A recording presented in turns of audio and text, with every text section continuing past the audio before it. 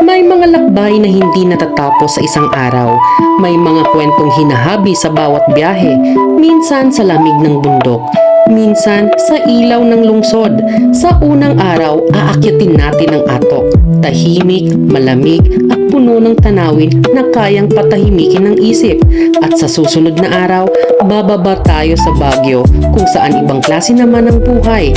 Mas maliwanag, mas maingay at mas masigla. Ito ang Araw sa Atok, Gabi sa Baguio.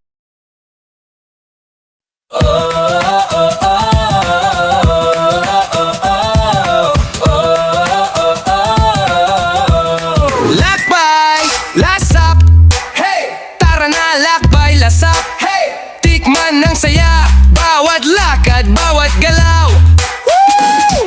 Lakbay, lasap, kahit saan, sama-sama. Hindi kwento, tanawin, lakbay, lasap, tuloy ang biyahe natin. Hey, hey! Lakbay, lasap, tara na,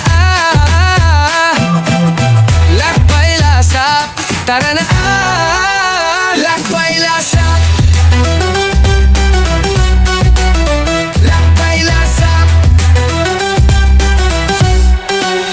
lakbay, lasap, lakbay, lasap, tara na, lakbay, lasap, tikman ng saya, bawat lakad, bawat galaw.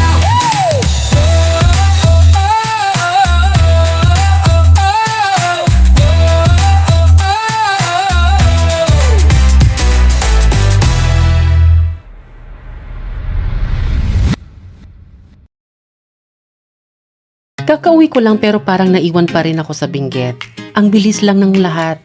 Pero yung mga alaala, parang ayaw pang matapos. Kaya tara, balikan natin ang mga sandaling iyon. Simulan natin mula sa pag-alis sa Bicol International Airport. Sakay ng eroplano papuntang Manila.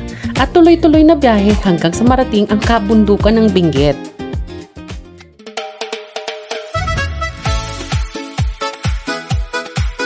Nandito ako sa Dangwa Terminal sa Baguio City dahil dito natin sisimulan ang biyaheng papuntang Atok. Iyan palima nga pala at ito ang Lakbay Lasap. Umaga'y malamig, sumasalubong hangin, bawat hingay ramdam, kalikasan ang awitin, kalsadang paikot, duloy hindi kita, ngunit bawat hakbang ay puno ng ganda. Dito sa bundok, ako'y malaya, bawat tanawin parang ligaya. Sa ulap ng atok, ako'y nakalutang, lamig ng hangin, puso'y nahahawi. Sa bawat daan, ako'y natututo, atok sa'yo'y laging babalik ako. Mga ulap bumabalot sa daan, tahimik na mundo, parang isang tahanan. Kape sa gilid, kwento ng buhay, payapang oras, hindi ko malilimutan. Dito sa bundok, ako'y malaya, bawat tanawin parang ligaya. Sa ulap ng atok, ako'y nakalutang, lamig ng hangin, puso'y nahahawi. Sa bawat daan, ako'y natututo, atok sa'yo'y lagi babalik ako. Sa gitna ng adventure natin dito sa Atok, ilang lugar na rin ang napuntahan ko. Mula sa Halsemas Half Tunnel kung saan ramdam mo agad ang taas at lamig ng Benguet hanggang sa makukulay na tanawin ng Northern Blossom Flower Farm na parang isang painting sa totoong buhay. Ngayon naman nandito ako sa Heights Place, Sakura Park, napapalibutan ng bulaklak, malamig na hangin at tahimik na ganda ng kabundukan. Dito sa taas ng Atok, hindi lang tanawin ang makikita mo, kundi yung pakiramdam na parang nasa pagitan ka ng lupa at langit. Sa ulap ng atok, ako'y nakalutang, lamig ng hangin, puso'y nahahawi. Sa bawat daan, sa'yo'y laging babalik ako. Bawat lakbay ay kwento ng pag-ibig. Sa ikalawang araw ko dito sa Baguio, sinimulan ko muna sa isang lugar na kakaiba sa lahat, ang Ililikha Artist Village. Isang espasyo na puno ng kulay, creativity at mga likhang may sariling kwento.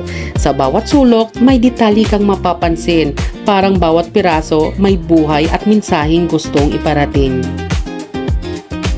Habang tumatagal ka rito, mas mapapansin mo kung gaano ka-unique ang bawat sulok. Parang walang dalawang lugar na magkapareho.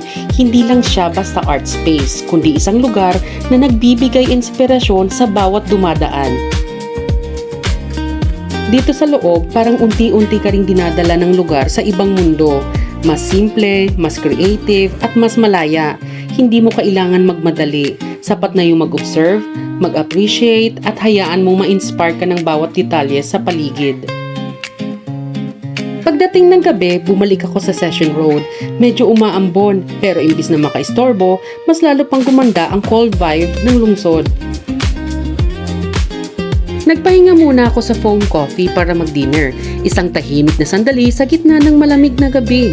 Mainit na pagkain at konting pahinga bago ituloy ang lakad.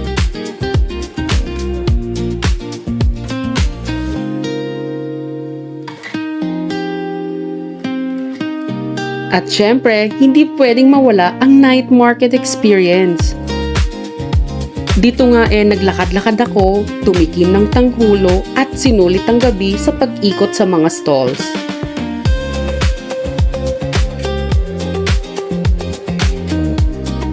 At hindi ko na nga napigilan, napabili na rin ako ng sapatos sa ukay. Ganito ang Baguio sa gabi. Simple, masigla, at puno ng maliliit na moment na hindi mo inaasahan pero siya ang mas tumatatak. Tuloy ang lakbay, nasabi ng alaala, hanggang sa